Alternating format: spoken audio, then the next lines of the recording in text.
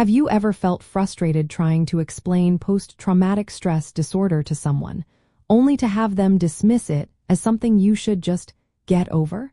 It can be incredibly difficult when others don't grasp the true nature of what you are experiencing.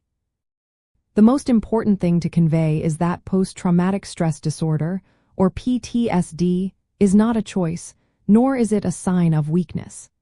It is a legitimate medical condition, a complex brain injury response to trauma that profoundly affects how a person thinks, feels, and behaves. This isn't about willpower or a character flaw. PTSD involves actual measurable changes in the brain. Areas like the amygdala, which handles fear, and the hippocampus, responsible for memory, can become overactive or underactive.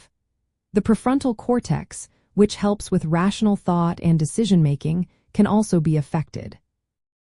These shifts mean the brain processes threats and emotions differently, leading to automatic, often overwhelming, reactions that are beyond conscious control. To help others understand, you can start by using simple analogies. Compare PTSD to a physical injury, such as a broken bone, that requires time and treatment to heal, even if it is not visible.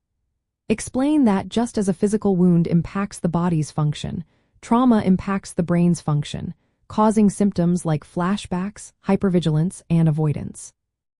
Focus on sharing how these reactions are the brain's attempt to protect itself, even when they seem illogical to an outsider.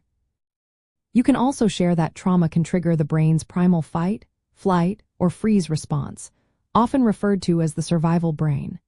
This response, while essential for immediate danger, can become stuck in an activated state in someone with PTSD, leading to chronic stress and an inability to fully relax. The sympathetic and parasympathetic nervous systems become dysregulated, meaning the body struggles to switch between being on high alert and feeling calm.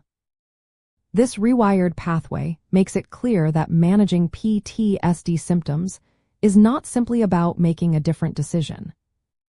Ultimately, helping others see PTSD as a valid physical response of the brain, rather than a personal failing, fosters greater empathy and support.